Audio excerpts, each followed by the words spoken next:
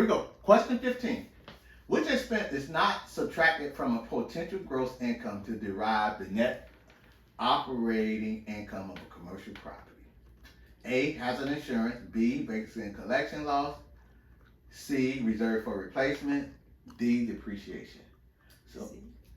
you put C? I didn't put anything. Okay. So the answer is D.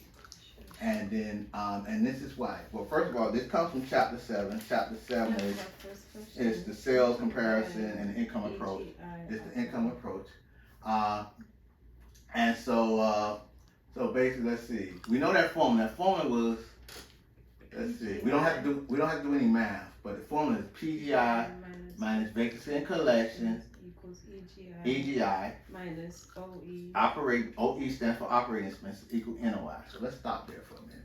So now, so basically they're saying, we know we're subtracting vacancy and collection and we're subtracting OE. Right. So now really what the question is saying, what part of these expenses make up operating expenses, right? Mm-hmm. Hazard expense, yeah, that's the operating expense, okay? Vacancy and collection loss, that's a part of the formula, right? Right. PGI minus VNC, so that's true. Okay. Reserve for replacement is money that you set aside, and that is part that is an acceptable and allowable expense as far as operating expenses. You set aside reserves for future repairs. Okay. Depreciation, no, that's a part of the tax code. That's an expense that's allowed as it is for taxes, but it's a non-cash expense. So that would not factor into the NOI as far as from appraisal valuation of the income approach. Tough question, because but I can see why you would say reserve, because reserves may or may not be expended. You put that money into account for future repairs. It's not always allowable. Right. Well, it is allowable because a typical prudent investor, in looking at any commercial property, they do set aside reserves for future repairs, but it's just not always spent or allocated in that given year. But it is a set aside to fix the roof. You reserving $100,000. 10 years later, you fix the roof. You have $1 million to repair the roof. So I can see how a student would say reserve versus depreciation. While depreciation clearly is a non-cash expense, it's just a provision of the way income properties are taxed at the federal income tax level. Tough question, but again, you have a shot if you know the formula. PGI minus vacancy and collection, operating expenses, and from subtracting those operating expenses gives you NOI. 16. Which information must be disclosed to prospective buyers regarding a listed property? Student-teacher class ratios for K-12 assigned to the neighborhood district. The fireplace chimney has cracks in it that are a fire hazard. The neighborhood residents comprise several ethnic groups. The seller wife was diagnosed with immune deficiency syndrome. And your answer, B. And again, as realtor, this is a gray area. But the key is we just want to sell properties. And you don't want to steer a blockbuster or any other things that may have been done 30, 40, 50 years ago while they created the Fair Housing Act, things of that nature. And we live in an information age. If you want to know how the schools are, all the schools, please go to the website, go to Dade County Public School System, check out the school rating, whatever the case may be. You want to give across objective information, or I wouldn't say no information, but information where the consumer won't be swayed or dissuaded either way. Just give them the source where they can go to find the information they're seeking. But you must disclose material things that affect the property, particularly if known. Obviously, you have seller disclosure, things of that nature, but if asked and is questioned and known, even if no matter what your brokerage relationship, transaction broker, even in a no brokerage relationship, clearly the fireplace chimney has cracks in it that are a fire hazard must be disclosed to the potential buyer. Whether you're a single agent, transaction broker, which is the most probable one, or even in a no brokerage relationship, you must disclose that because realtors have a duty. That's part of just your license as a realtor to act honestly and fairly to the public. In South Florida, a lot of people probably wouldn't pick that. Well, because how many fireplaces? Well, right. Well, I thought they wouldn't have picked one for fireplace. They wouldn't have picked it because maybe there's quite a few realtors that may not be acting fairly and prudently to the general public. I thought that's why. But hey, 17.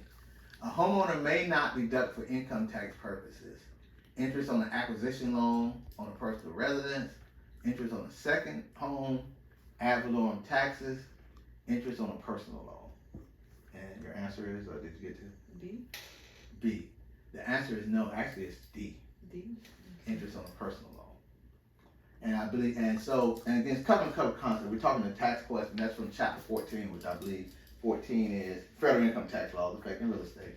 But second homes, and there's a gray area, and we got some other things well, it's a little rabbit hole I open up. The second home is treated almost similar to your first home, as long as you comply with provision of the second home. If it's your second home, you can deduct the interest, and you can deduct the taxes for your second home.